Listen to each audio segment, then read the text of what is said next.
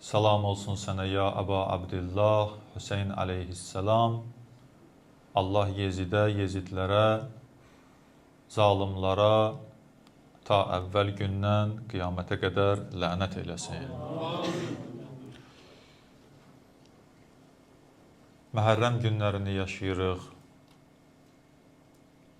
Gündən günə Aşura gününə yaxınlaşırıq. Daha kədərli, daha qəmli və daha hüzünlü günə yaxınlaşırıq. Bu günlərdə söhbətimiz Qur'an-ı Kərim və Əhl-i Beyt əleyhissalam haqqında mövzular danışdıq sizin üçün və yenə də demək olar ki, həmən mövzunun ətrafında bir qədər də söhbət edərik. Qur'an-ı Kərim və Əhl-i Beyt əleyhissalam. Bu iki ağır əmanətin insan həyatında rolu, insana faydası. Həm Qur'an-ı Kərim, həm Əhl-i Beyt əleyhissalam bizə bir əmr buyurur. Cihad əmri, mübarizə əmri, müqavimət əmri. Biz bu günləri ki qeyd edirik və yavaş-yavaş Kərbəla hadisəsinə, Aşura gününə yaxınlaşırıq. İmam Hüseyin əleyhissalamın həyatında bu cihad, mübarizə, müqaviməti görürük. Və bunun ətrafında danışırıq. Sual vermək istəyirəm mən və bu sualın ətrafında bir mövzu danışacağam inşallah. Bizim İmam Hüseyin əleyhissalamı ki cihadla, mübarizə ilə tanıyırıq, bu hansı cihaddır, hansı mübarizədir? Yəni İmam Hüseyin əleyhissalamı təkcə Kərbalada, Aşura günündə o müharibədə etdiyi cihad və mübarizədə tanıyırıq. Yoxsa ümumiyyətlə bu cihad və mübarizə mövzusu nədir?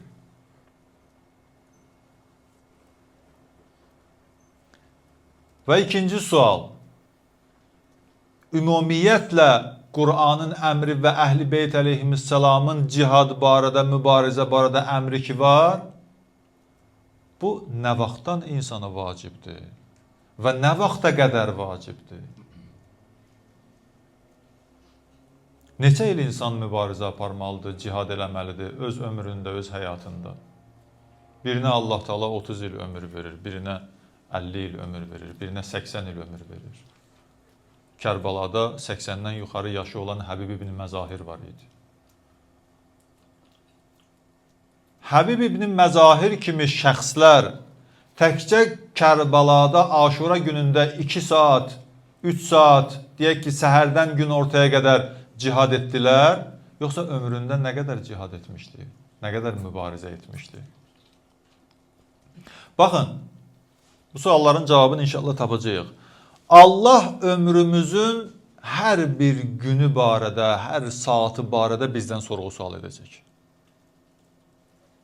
Bu ömür ki bizə verilib, bunun barəsində Allaha qiyamət günündə cavab verəcəyik. Sorğu-sual olunacaq.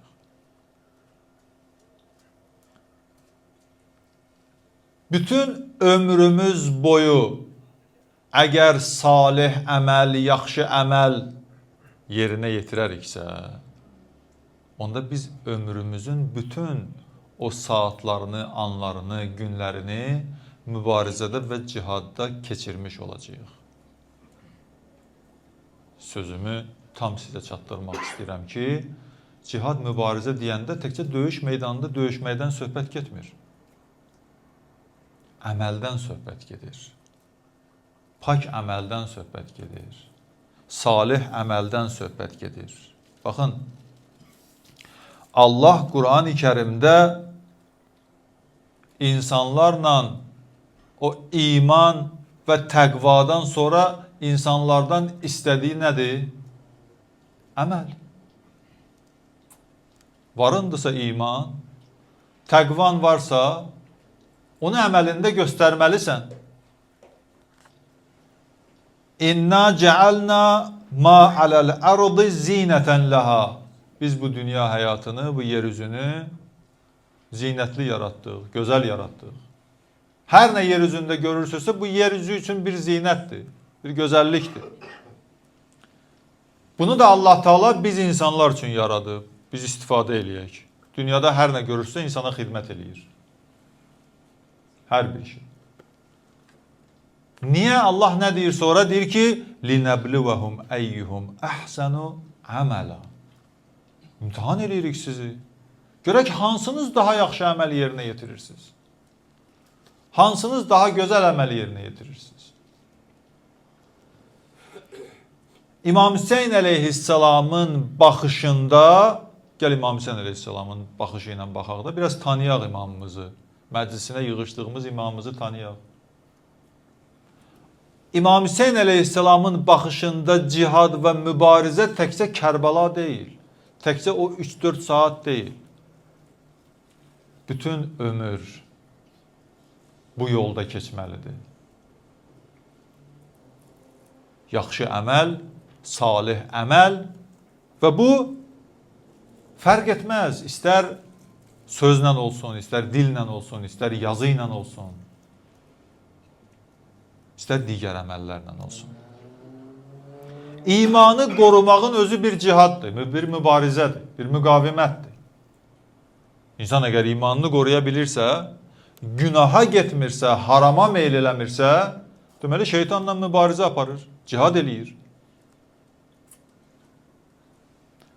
Haqq, ədalətli olmaq özü insanın gərək haqqa və ədalətə riayət eləsin. Haqq, ədalətli olmaq özü bir mübarizədir, özü bir cihaddır.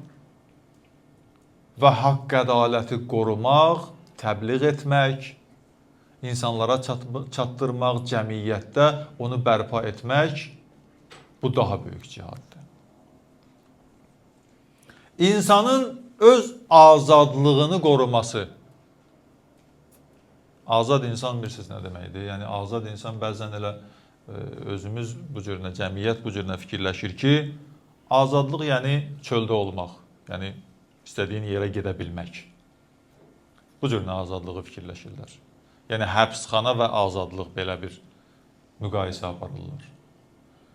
Amma o qədər bu çöl-bayırda gəzən insanlar var ki, onlar özləri ilə bağlıdırlar. Azad deyillər. Yəni, fikirləri azad deyil, düşüncələri azad deyil. Bağlılıqları var nəyəsə. Məsələn, şeytana. Məsələn, şeytan xislətli insanlara. İnsanın azadlığı, yəni mənəvi azadlığı böyük şeydir. İnsan şeytana bağlı olmaya, şeytan xislətli insanlara bağlı olmaya və bağlı olmamaq üçün çalışa, bu özü bir cihaddır, bir mübarizədir. Qoy şeytan səni bağlaya bilməsin özünə. Azad ol.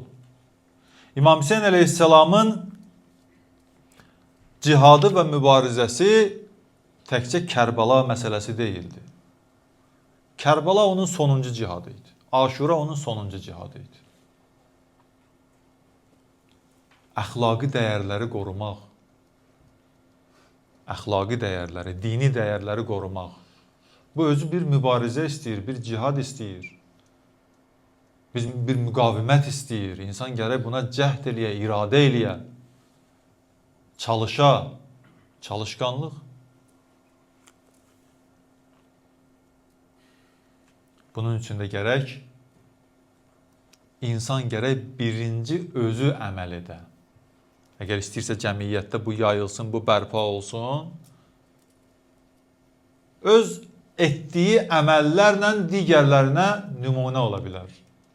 Bu da onun cəmiyyətdə əxlaqi dəyərləri yaymaq üçün bir cihadı olacaq, bir mübarizəsi olacaq.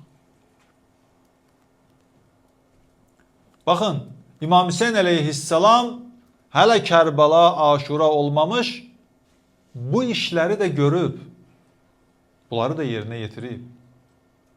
Əxlaqi dəyərləri cəmiyyətdə qorumaq, insanların o əxlaqi səviyyəsini yuxarı etmək, yüksəyə qaldırmaq. Yezidlə İmam Hüseyn əleyhissalamın nə işi var idi ki? Yezidin əxlaqi dəyərləri olsaydı, yəni o şəxs olaraq, keçən dəfə söhbətlərin birində qeyd elədim sizin üçün. Şəxs olaraq kiminləsə düşmənçiliyi yoxdur. Yezidin əxlaqi dəyərləri olsaydı, dini dəyərləri olsaydı, İmam Hüseyn əleyhissalamın nə işi yox idi ki? Məsələ burada budur. İmam Hüseyn əleyhissalamın ondan istədiyi budur ki, dini bu cürünə yaşatmırlar.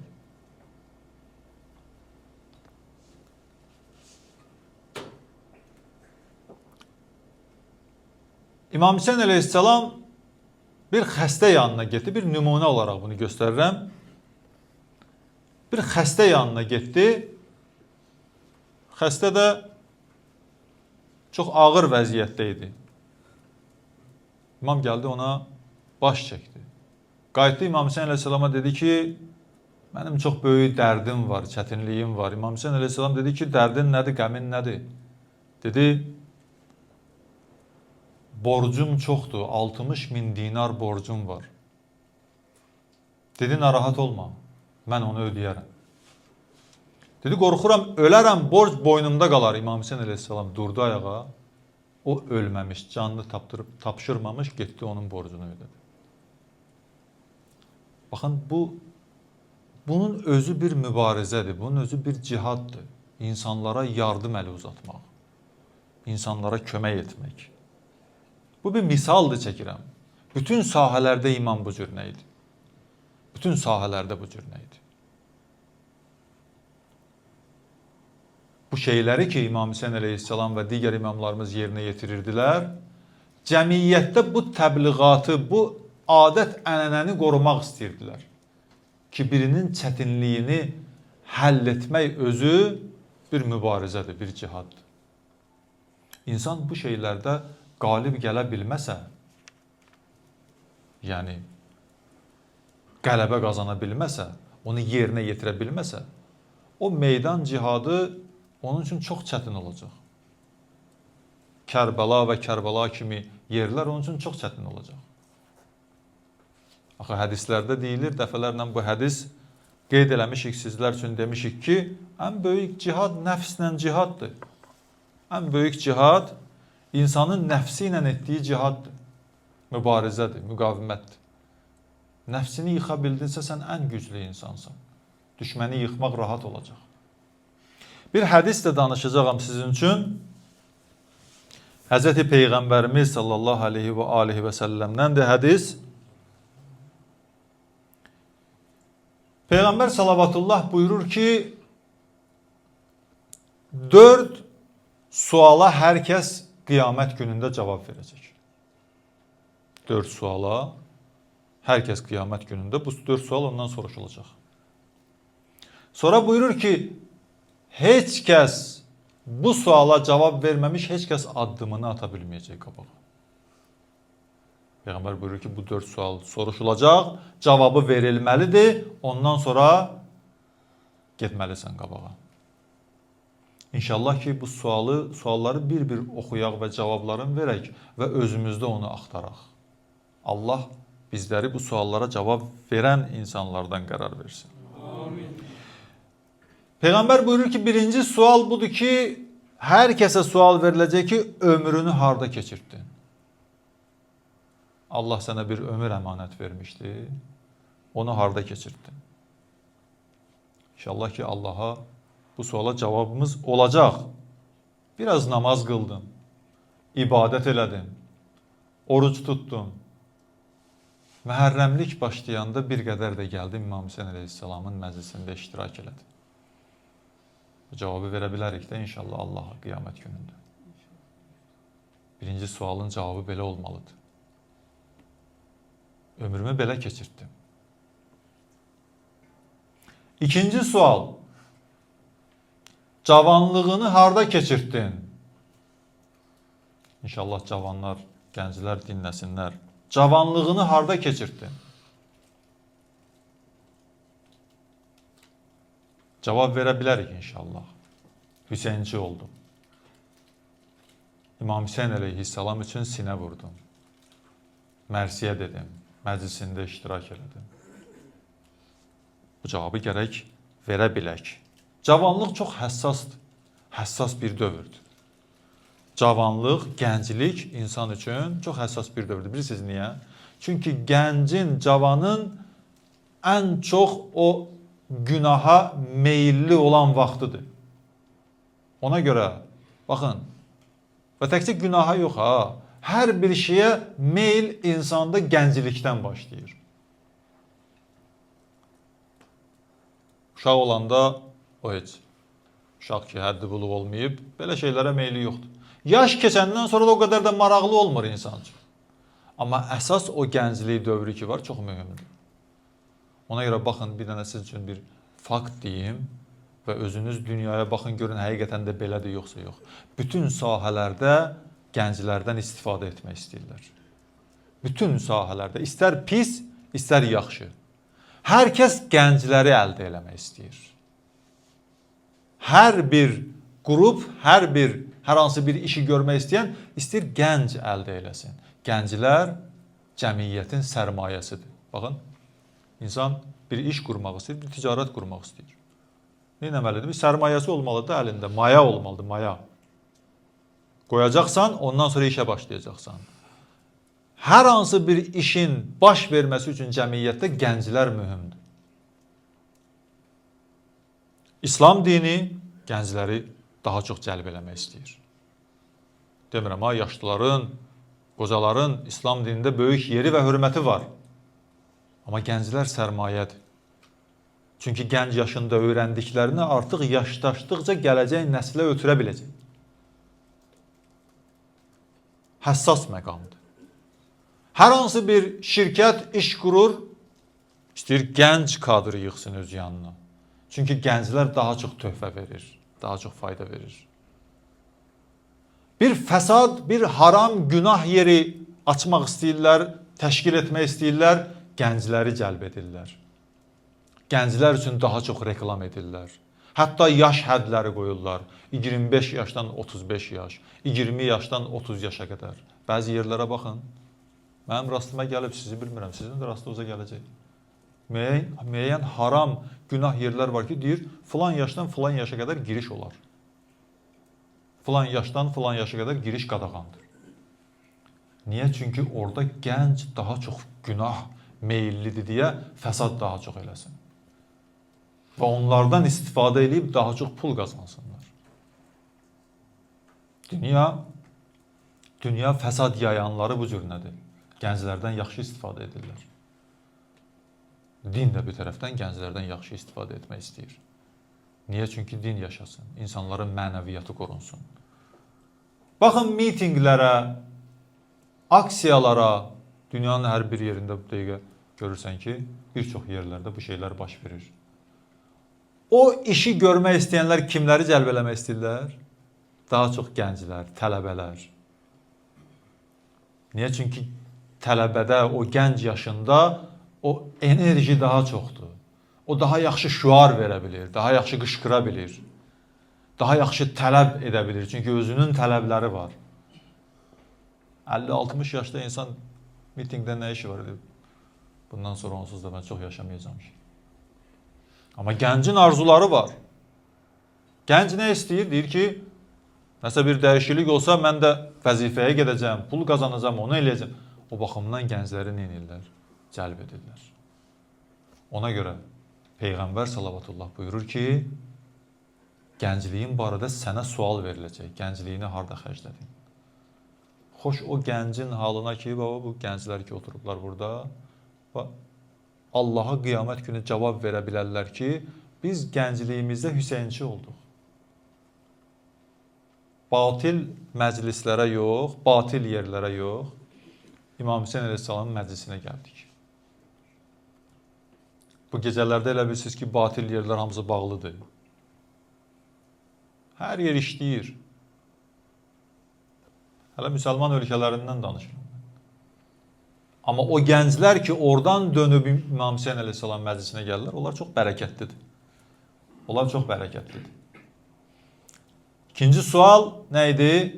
Gəncliyini harda xərclədin? İnşallah ki, cavabımız olacaq. Üçüncü sual.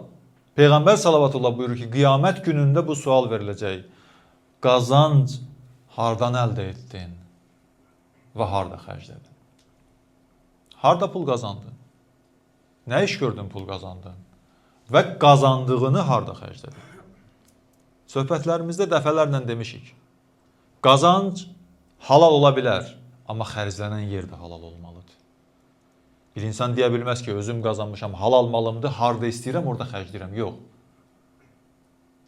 Sənə qazancı verən Allah sənin üçün xərclənən yerlər təyin edib. Gərək gedib orada xərcləyəsən. İnşallah ki, cavabımız olacaq bu suala qiyamət günü Allaha. Cavab vermək lazımdır. Rüşvət almadım. Mən elə bilirəm ki, elə insan həyatda olarkən bu sualı özünə verib cavablarını versə, orada daha rahat olar. Sizdə imtihana, universitet, məktəb imtihanlarına girməzdən qabaq testlər verirlər, suallar verirlər. O sualları yavaş-yavaş hazırlayır, cavablarını verir ki, orada rahat olsun. Bu cür nədir? O baxımdan bu sualları elə buradakı Peyğəmbər salavatullah hədisi ilə bizə çatdırır, özümüzə verər və cavablarını verək. İnşallah qiyamət günündə cavablarını daha rahat verərik.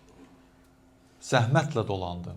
Cavabımız bu olmalıdır. Baxın, işçi işlədim, fəhlə işlədim, ticarət etdim, taksi sürdüm, ticarət qurdum, halalla elədim, halalla qazandım.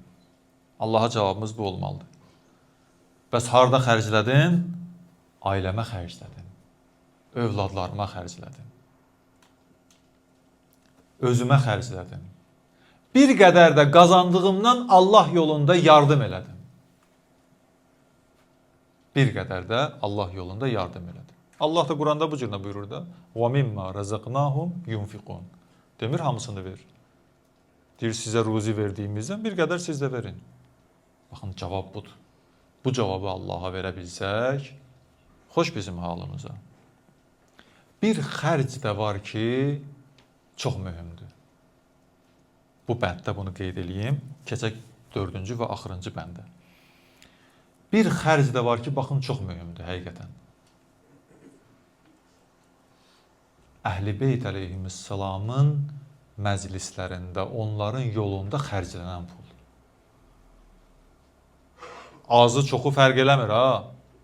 Biri 1 verər, biri 5 verər, biri 10 verər, yox. Əsas məsələ odur ki, qazancından, xərcindən bir qədər Əhl-i Beyt məclisləri qurulanda orada da xərcləsən, o çox bərəkətli bir xərcdir. İlk gecələrdə sizin üçün bəzi hədislər qeyd elədik ki, İmam Hüseyin əleyhissalam heç kimə borclu qalmaz. Bu çox bərəkətli bir xərcdir.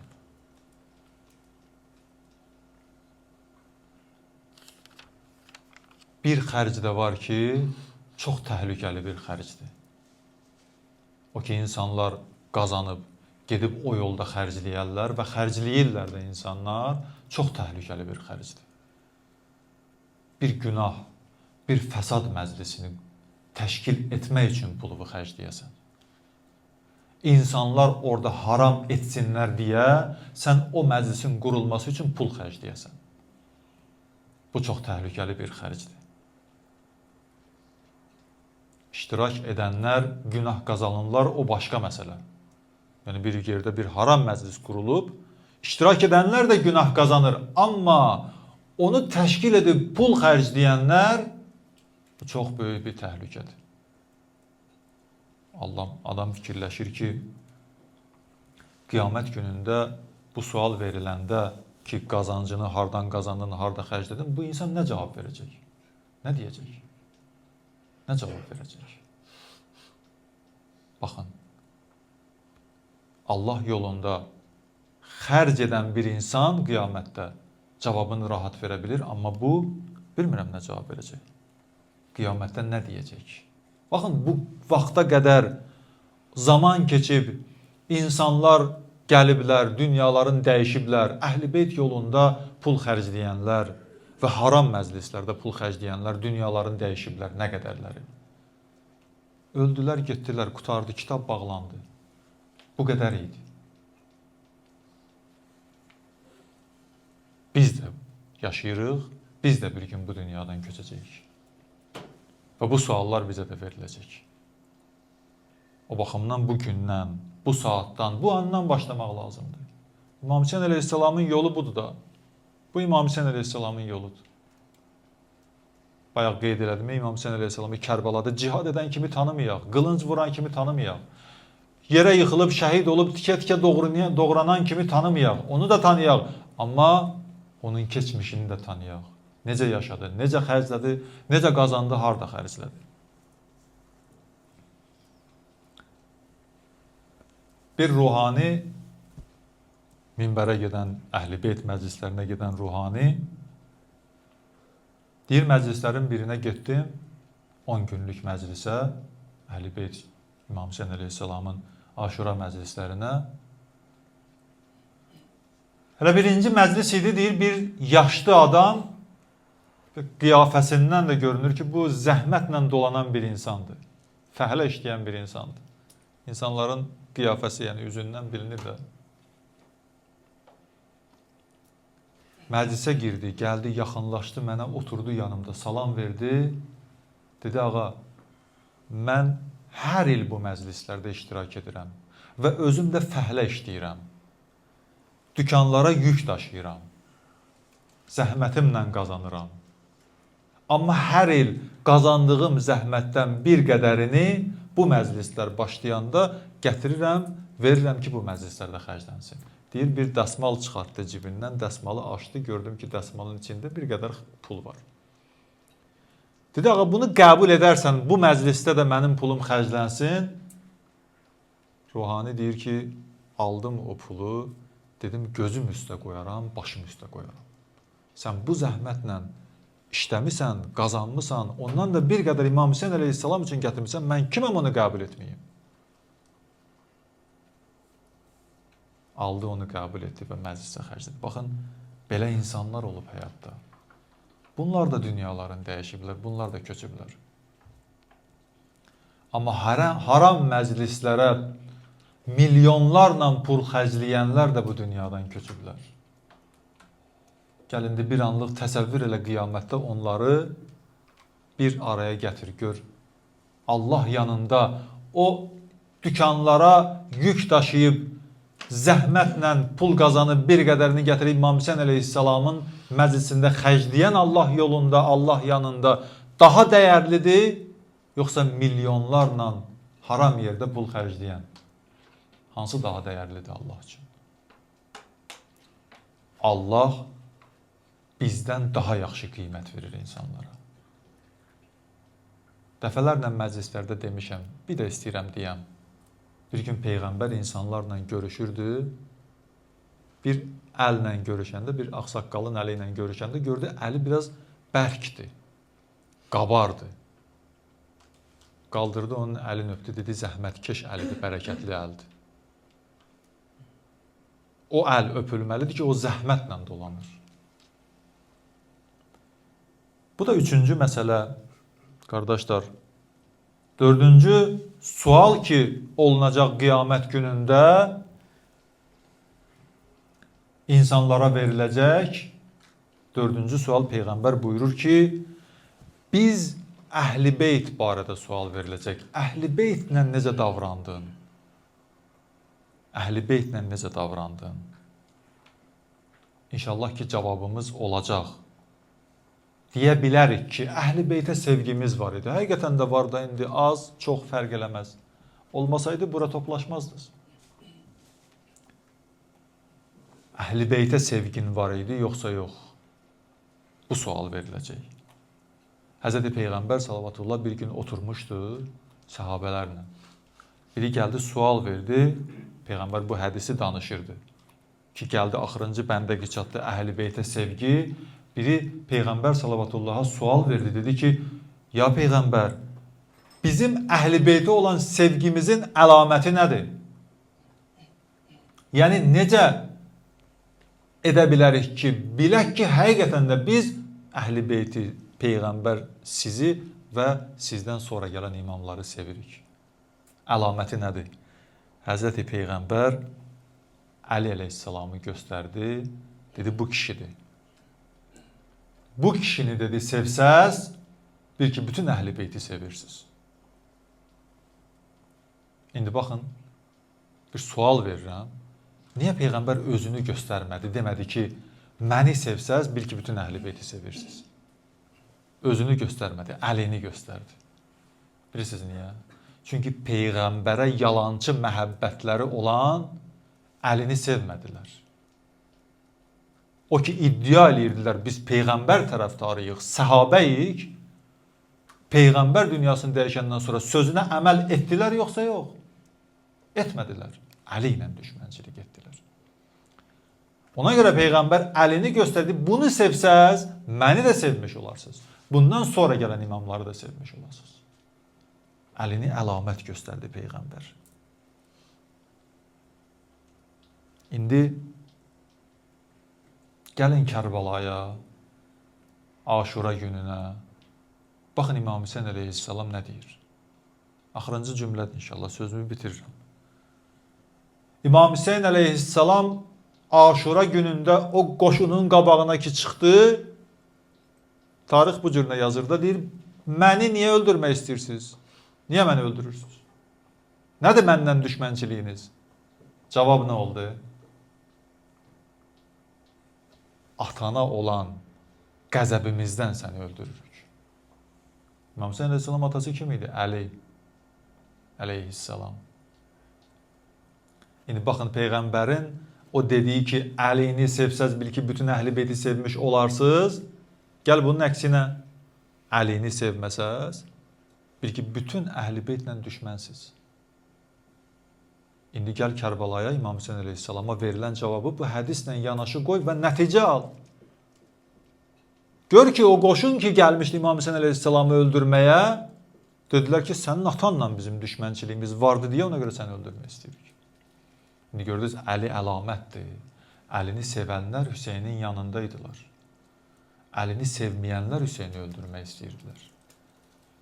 Əlini sevənlər İmam Hüseyn əleyhissalamdan sonra İmam Zeynul Abidin əleyhissalam, İmam Baqir və s. gəl axıra qədər onların yanındaydılar. Əlini sevməyənlər İmam Baqiri də öldürdülər, İmam Sadiqi də öldürdülər, İmam Kazım əleyhissalamı da öldürdülər və ta gəl axırıncı 11-ci imama qədər bunlar hamısı Əlini sevməyənlər idi. Və bilək ki, İmam Zaman əleyhissalam zuhur eləsə, inşallah ki, Allah zuhurunu tez eləsin, İmam Zaman əleyhissalamla düşmənçilik edənlər Əlini sevməyənlər olacaq. Başqa cür mümkün deyil. Bu, qaydalardan aldığımız nəticədir. Qaydalardan aldığımız nəticədir.